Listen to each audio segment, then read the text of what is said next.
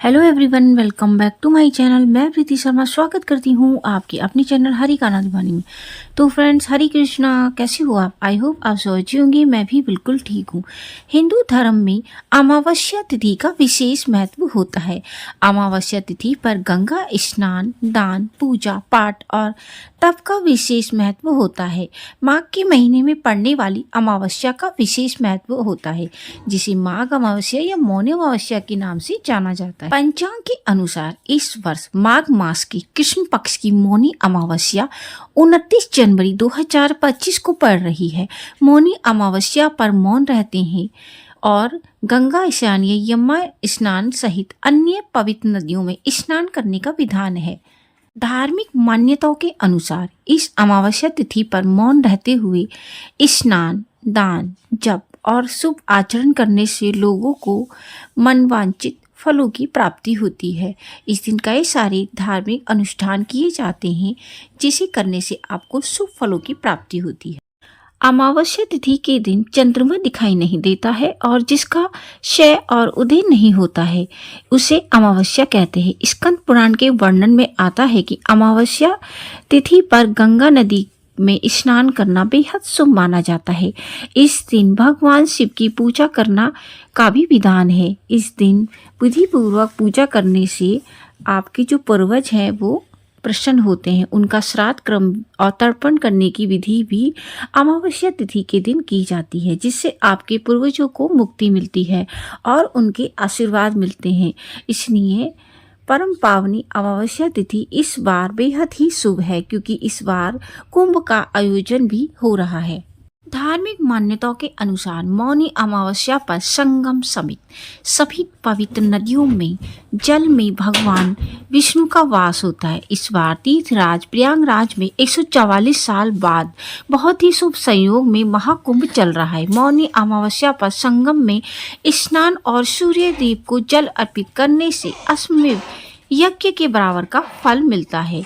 जो लोग किसी कारणवश अमावस्या पर संगम के पवित्र नदी में ना कर पाए, तो इस दिन स्नान करते समय नहाने की बाल्टी में गंगा जल अवश्य डालें। तो इस दिन भगवान शिव की पूजा तर्पण किया जाता है। और दोस्तों, इस अमावस्या पे माघ मास की अमावस्या तिथि इस बार 29 जनवरी दिन बुधवार 2025 में हो रही है। 28 जनवरी 2025 मंगलवार को संध्या को 7:35 से मौनी अमावस्या की तिथि शुरू हो जाएगी और 29 जनवरी बुधवार को शाम 6:05 पर समाप्त हो जाएगी। ब्रह्म मुहूर्त रहेगा सुबह 5:25 से 6:18 पर और सूर्य उदय होगा 6:53 पर। सिद्धि योग रहेगा रात 9:22 तक। दोस्तों, मौनी अमावस्या के दिन गौदान का भी विशेष महत्व कहा जाता है कि ऐसा करने से मोक्ष की प्राप्ति होती है। भूमिदान करने से आपको सभी जो आध्यात्मिक उन्नति है वो मिलती है।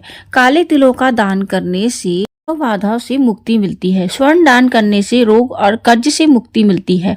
नमक का दान करने से जीवन में आने वाली विघ्न बाधाओं से मुक्ति मिलती है।